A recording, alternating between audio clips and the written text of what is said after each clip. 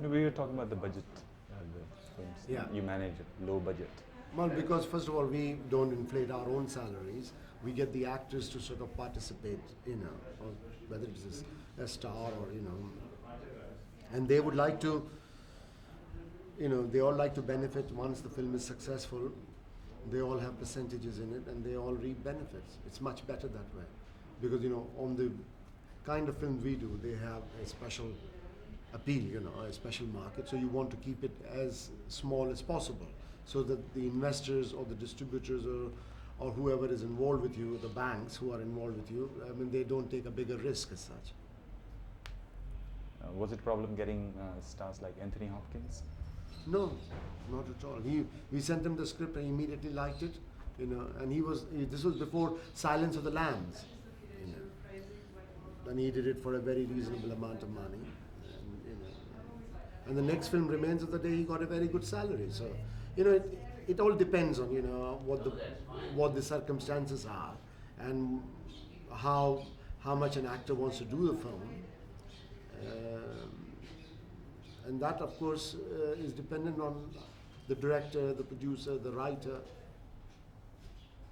Have you always got the stars that you wanted, actors that you wanted in your films? Not really. Most of the time we did. Sometimes you don't. Sometimes you don't get them. Either they have some diabolical agent who's whispering in their ear all the time and telling them they shouldn't take a part unless they're paid an enormous amount of money. And sometimes they listen to those agents and then they don't do the role. But usually we've been successful. Is there anybody particular that you would like to work with? Oh, lots of people. I'd like to work with Robert De Niro, and I think I probably will. Hopefully in this film about Picasso. No, there are lots of people.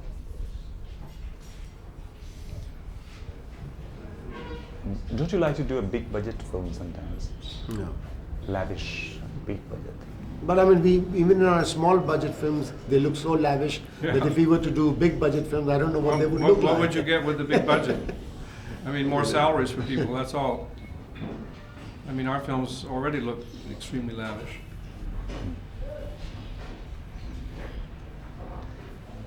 Ismail, and then there's this charge about the curry diplomacy that you...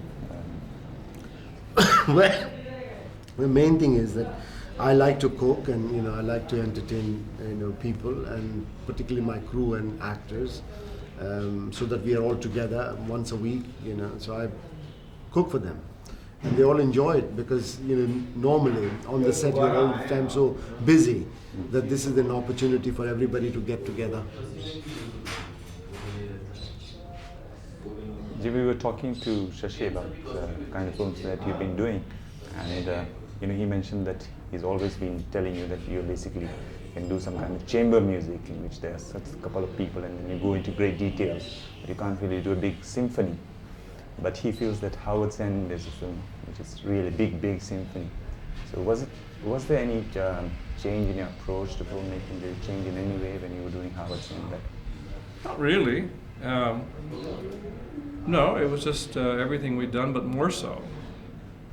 And the only thing that I was very conscious of when doing that film was that it was going to be a long film. There was no doubt about that. And so I felt that the scenes should have much more pace and be much faster, just to get through them. That I couldn't linger and take my time and that sort of thing. I had to really just keep pushing to tell that whole story in 2 hours and 20 minutes. And how did you think of adapting Foster's novels? Well, I just came to them as a reader. I liked them, I read them, they were, I just felt attracted to them, and they have such wonderful characters and scenes, and usually very good stories. Forster never thought his stories were very good or very important, but in fact, they have good plots. Going back to an earlier film, what do you think was the reason for the success of Heat and Dust? Was the reason for what? Success of Heat and Dust. Well, its main success was in Europe. It was not so successful in the United States. Again, because of this American tendency to relegate films with Indian themes into some sort of area of darkness or something. No, but also it was not properly distributed. And it really wasn't properly distributed in the United States. That's they didn't right. capitalize it. We had very good reviews.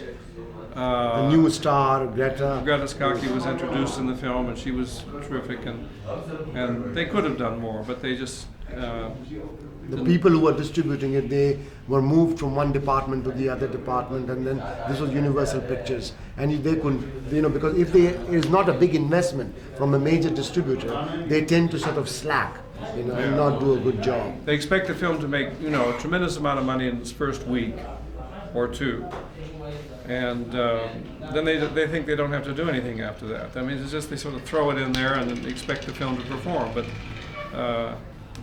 they have to do something. They have to think about it a bit, which they really didn't do. But it was a big. It opened first in England. It was an enormous success there, and continued for a long, long time. And then it opened in countries like France and Italy, which similarly was a big success in those countries. People just liked it. They found it fascinating, and they liked sort of double story, a modern story and a story in the 1920s. They liked, the actors, Shashi and Julie Christie and Greta and whoever. And I think it was, for England, it was also at the peak of the sort of British Raj nostalgia. It came out just at the point that there was a whole series of television films like Jewel in the Crown, and films like Gandhi, and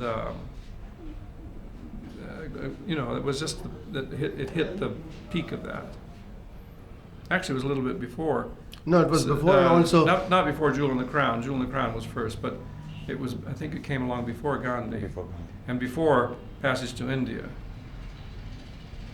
No, and also in France, it was a big success. We did over 500,000 admissions there.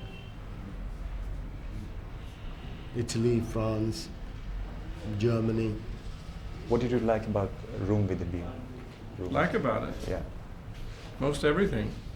I like most everything about it. I wish it had been a little sunnier when we were working in Italy. I mean, you'd think when you go to Florence in May, you'll have a lot of sunny weather. And I think we had 2 days or something out of 4 weeks. But apart from the weather, and then the same thing happened in England, it was just miserable. It was the coldest, wettest June in 100 years or something. But anyway, the sun came out when it had to come out, when it was most important for it to come out. It did come out. That was the only drawback.